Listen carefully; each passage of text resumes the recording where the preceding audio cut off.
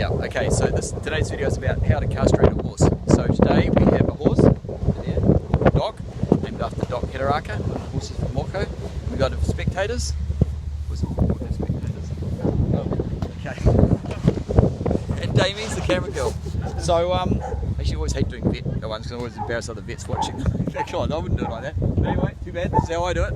You never know. So, actually, I've just given him 8 mils of rompin, 10%, so 5% rompin, yeah. So he's about 400 kilo horse. So actually I didn't film that because he actually wasn't too hot, you know, he was a bit fractured. So I've used a very fine, like a 23 gauge needle. Ideally I would have actually had 10% rompin, so I wouldn't have to give such a big volume. But anyway, it sort of went okay, so I've got that into him. So I've got my kit ready. So the big rule that I was taught way back at the start is you don't give the next stage until he's really, head hanging. The thing with rompin and xylazine and horses is that they can override it pretty good. So it's not gonna, if he decides he's gonna freak out, he'll freak out. But if he hasn't got anything stimulating him, he will chill. So I'll get the next. Can you come a bit closer?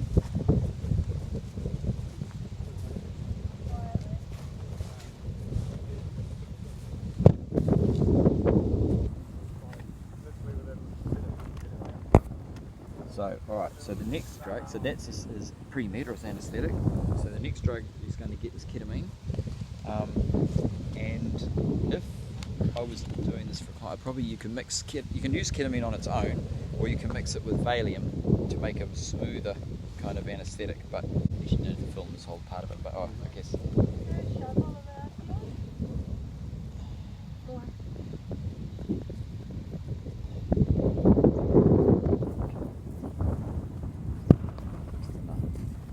Alrighty, it's ready to play. Now, there's a little bit of a struggle this horse. You could use catheters, some vets use catheters, but I just like using needles. I just put them in and out. Really? So, alright, now we'll come over here. Okay.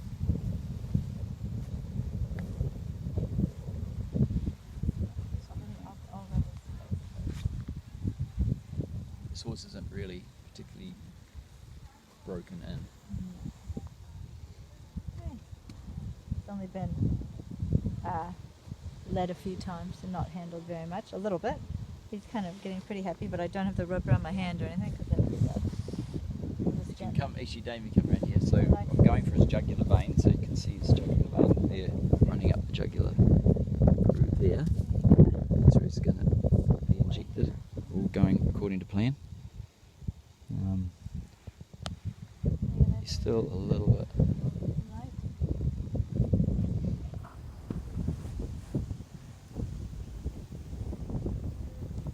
Once it's all about planning, so if this all goes according to plan, it's going to fall down. Now I always like them to fall on their left side, which 50% of the time they do, and then, because then it's all natural for me, which I'll talk about when he's down. But and then as soon as he drops down, I've got a rope over there which we're going to tie around his neck, right there. And then a scalpel and my emasculators and some sort of scrub antiseptic stuff. I'm not too worried about scrubbing up and all that kind of carry on. Just wash my hands pretty quickly. Like, the key to really is that I'm not actually going to touch anything that's going to stay in his body, hopefully, if I get this right. So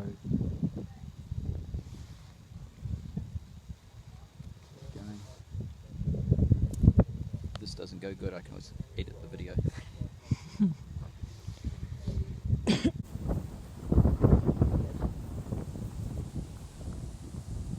There we go. I like to be able to kind of inject with my, I don't know what fingers those are. Just always like to suck out just at the end to be sure that it was in the vein. There we go. Take that. Just grab the.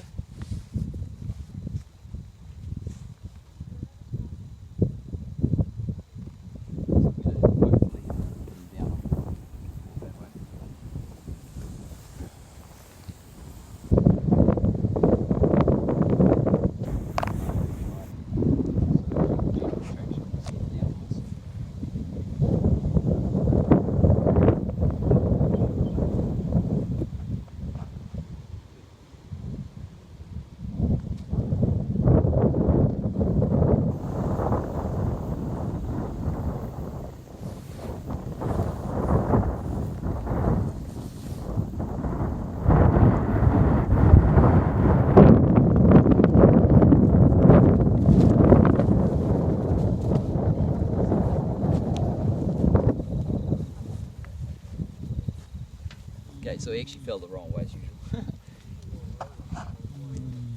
Just about hit it. Do you want someone else to do the other foot. Someone grab that front foot. Yep. I'm just going to flip it over. No, the bottom one.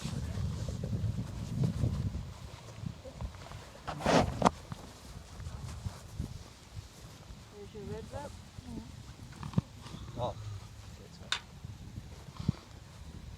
Alan Towers on this side. Now actually, funnily enough, it's got sort of like a bit of a ball, not quite right there.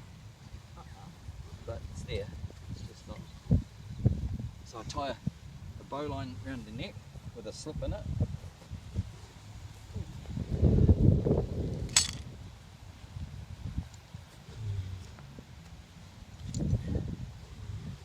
Same with kind of like easy to pull apart with slip knots. Someone else sit on his head and also doing his feet. Yep. Okay.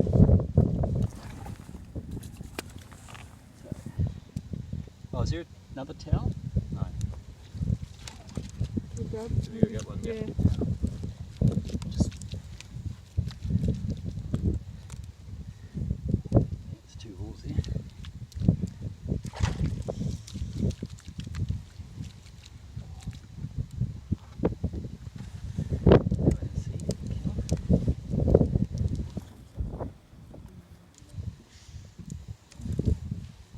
So, I'm trying to figure out kind of like the point of his scrotum. I'm pretty generous taking the thing out. Now let's go do the bottom nut first.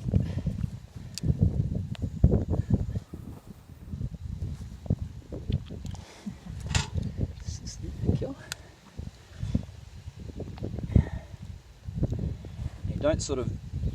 Got to just sort of gentle traction to exteriorise it. And what I'm looking for is the gubernaculum, which is there. That's that ligament between the bottom of his tunic and his nuts. You can rip it, or I'll just okay, so that's, and then I like to milk. The important thing when you're castrating, of course, is you've got to make sure you get the epididymis as well as the testicle. So it's the testicle, it's the epididymis. And I use the emasculator, nut to nut, I was taught, so that's the, not really the nuts, and towards his ball. Okay, and then you leave that for a minute. So there's the testicle, that's the epididymis. That's how it was before. Right, show that to the dogs.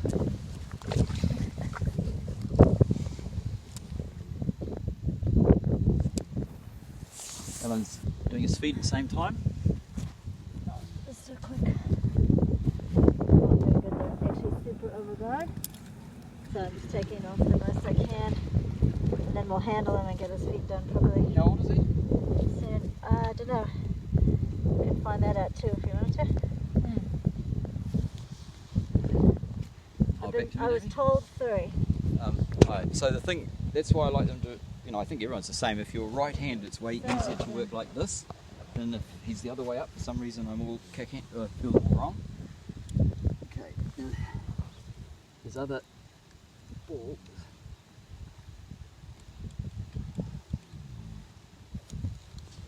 Typical, just because we're filming it, because it's going to be a little bit difficult. So his other ball, he sucked his other nut up. I could sort of see it wasn't very well descended, so we're going to have to fiddle around with it a bit to get it popped down again. Jack, are you there? Can you just go around to this rope on his foot? Yeah. So you might have to sort of. What do you want me to do? Sorry. Okay. Let me pull it. Just grab it and just want to pull him. Yeah.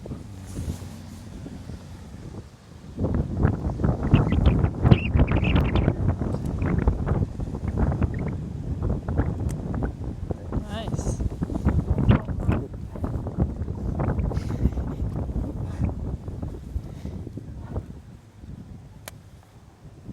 It's kind of a good one for video because it shows you how things can not always be perfect.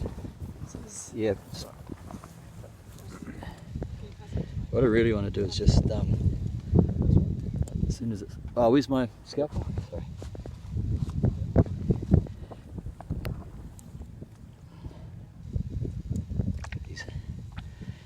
It's actually a little bit light, but you can take that one. Sorry. Okay, roll him again on his back.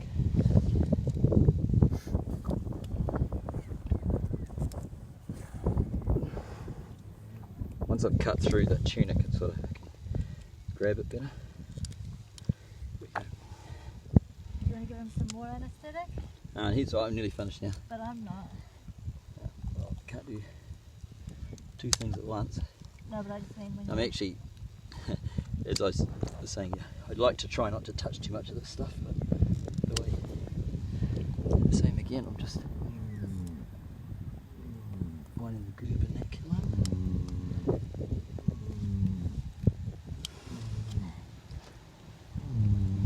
See, that's it just there. Now I'll cut it. Thanks. Okay, so I need. Last thing I want is a horse running around the paddock with a ball hanging out.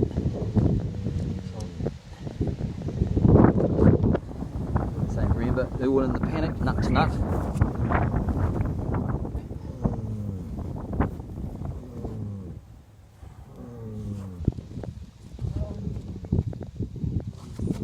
With this anaesthetic is they wake up very quickly. They don't give you a lot of warning, which is why we need the quick release knots.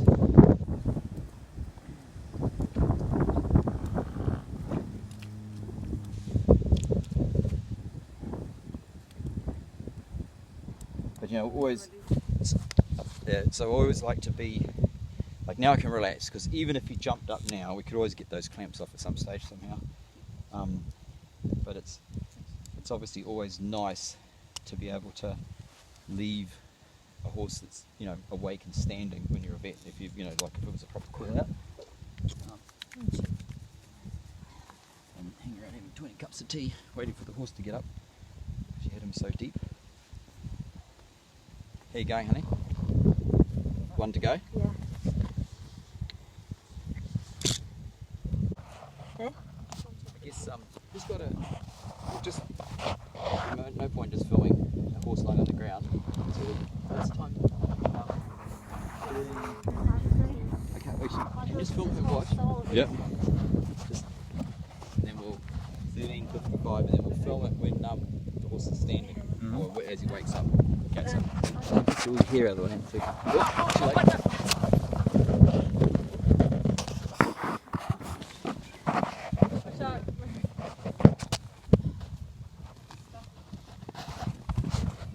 Get out of it. Paddock, right now.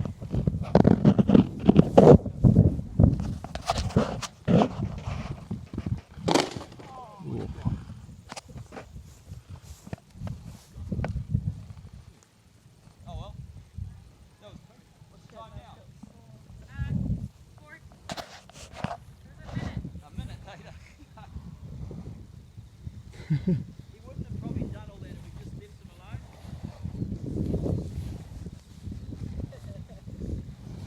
It's like, oh, it's like a zombie. Is it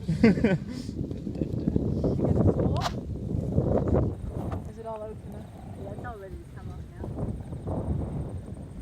Yeah, but Oh, so quick.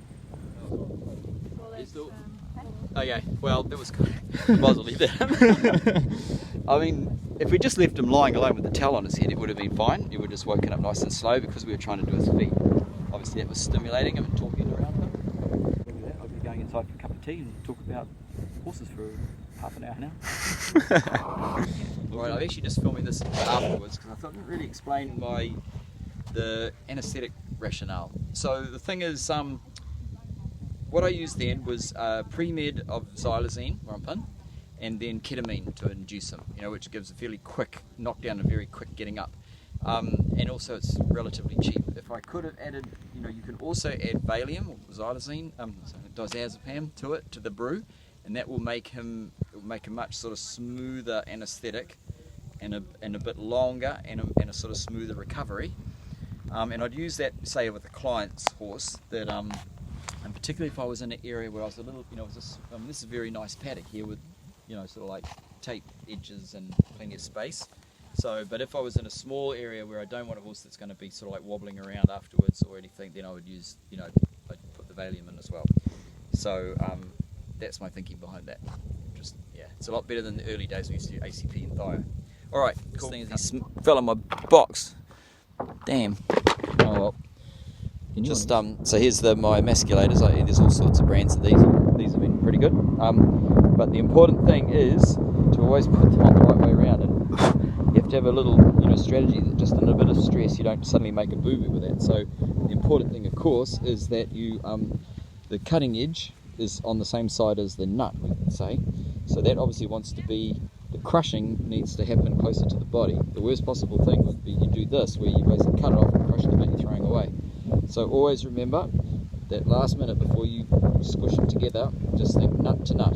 That nut there, pacing towards his testicle. That is like basically just about a couple of minutes after he's got up. Now it's just gone over to get that rope off him. You can see the point of having the quick release knots though. But if I'd had a knot that wouldn't come undone when he started to struggle, that could have gone a bit bad. So, yeah, I think she'll be fine. It's a very good, quick thing.